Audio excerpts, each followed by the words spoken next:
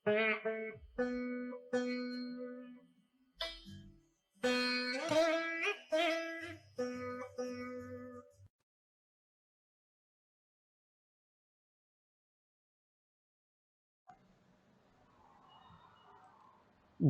தரும் கல்வி தரும் ஒரு நாளும் தளர்வறியா மனம் தரும் தெய்வ வடிவம் தரும் நெஞ்சில் வஞ்சமில்லா இனம் தரும் நல்லனவையெல்லாம் தரும் அன்பர் என்பவர்க்கே கணம் தரும் பூங்குழலால் அபிராமி கடைக்கண்களே.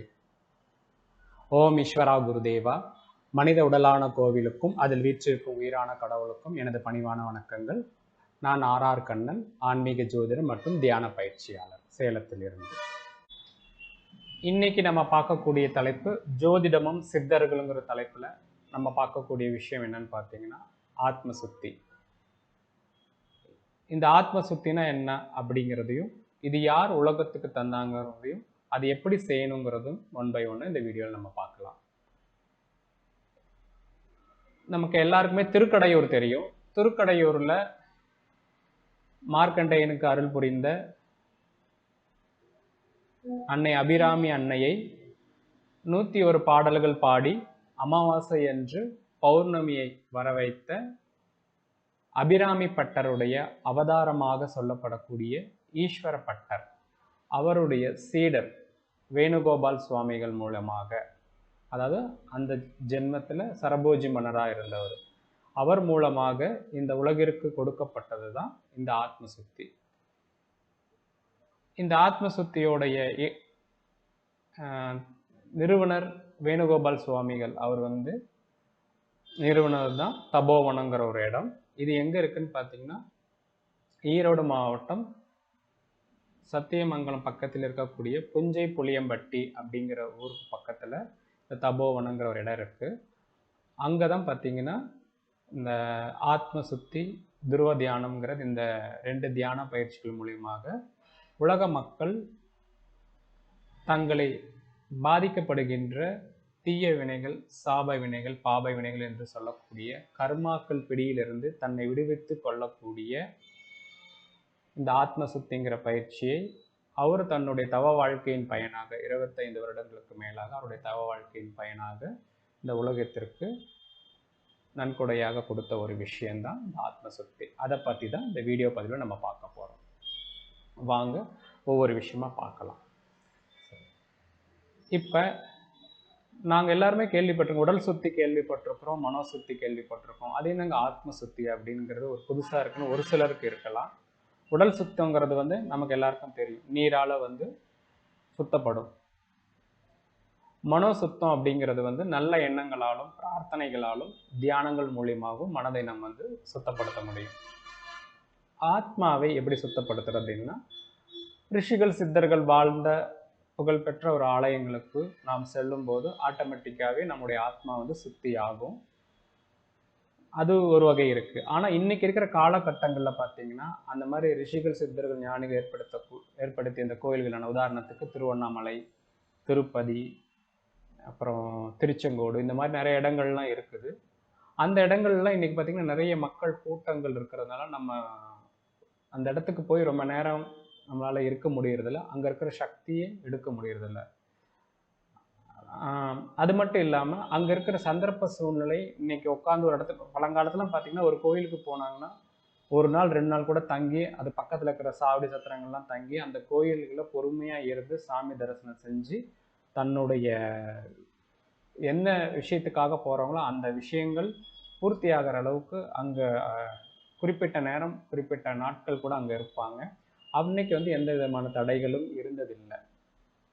இன்னைக்கு எல்லாமே ரொம்ப ஃபாஸ்ட் ஆயிடுச்சு, வேகமாயிடுச்சு. அப்படிங்கிறதுனால நம்ம போகிறோம், ஒரு அதிகபட்சம் எவ்வளோ குயிக்காக சாமி பார்க்க முடியுமோ அவ்வளோ குயிக்காக சாமி பார்த்துட்டு வெளியே வரணும் தான் இருக்கிறமே ஒழிய, அங்கே எவ்வளோ நேரம் டைம் ஸ்பெண்ட் பண்ணுறோம் அப்படிங்கிறது பார்த்திங்கன்னா இன்றைக்கி ஒரு கேள்விக்குறியாக தான் இருக்குது. ஸோ அதனால நம்ம அந்த ஆத்மாவை அந்த இடத்துல போய் சுத்தமாகுதுங்கிற ப்ராசஸ் ரொம்ப கம்மியாயிடுது. ஒன்று. ரெண்டாவது, நம்ம இங்கேருந்து போகும்போது என்ன மன அமைப்போட போகிறோம் அப்படிங்கிறது ரொம்ப முக்கியமான ஒரு விஷயம். நம்ம எதிர்மறையான சிந்தனைகள் இருந்திருந்தாலும், கஷ்டங்கள் துக்கங்கள் இருந்தாலும், நம்ம அந்த இடத்துக்கு போய் அங்கே இருக்கிற அந்த ஆத்ம சக்தியை நம்ம ஆத்மாவுக்கு எடுத்து சுத்தப்படுத்திக்க முடியாத ஒரு சூழ்நிலை நம்ம பெறக்கூடிய சக்தி நம்மளால் பெற முடியாமல் இருப்போம்.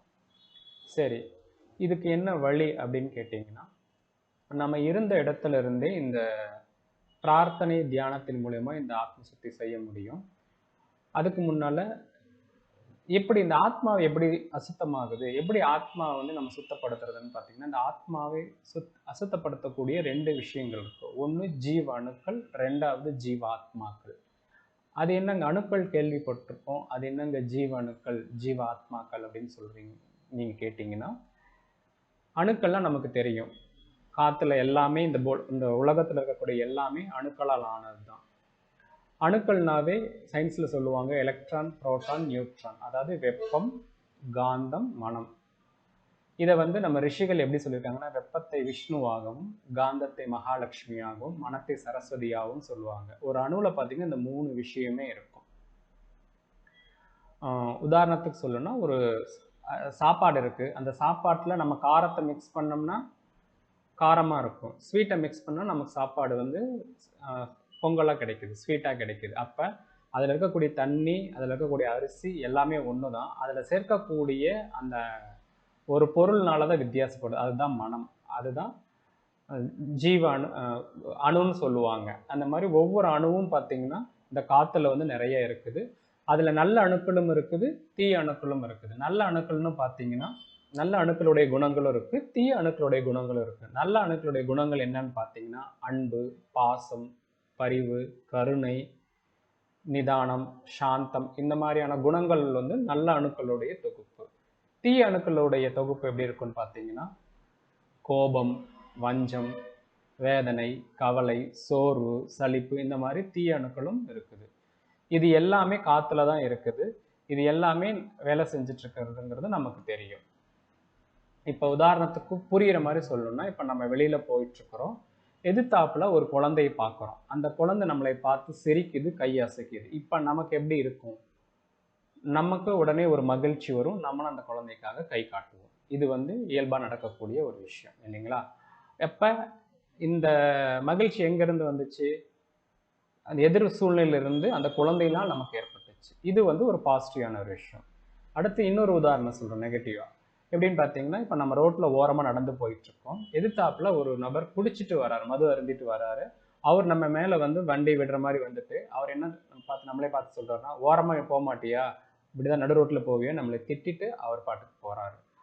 நம்ம அந்த நேரத்துல வந்து ஒரு சிலர் என்ன பண்ணுவாங்க, திருப்பி அவரை திட்டிடுவாங்க, அல்லது ஒரு சிலர் வந்து அவர் குடிகாரன்னு சொல்லிட்டு ஒதுங்கி போயிடுவாங்க. இந்த 2 செயல்களை தான் நம்ம பொதுவா செய்வோம் இல்லைங்களா?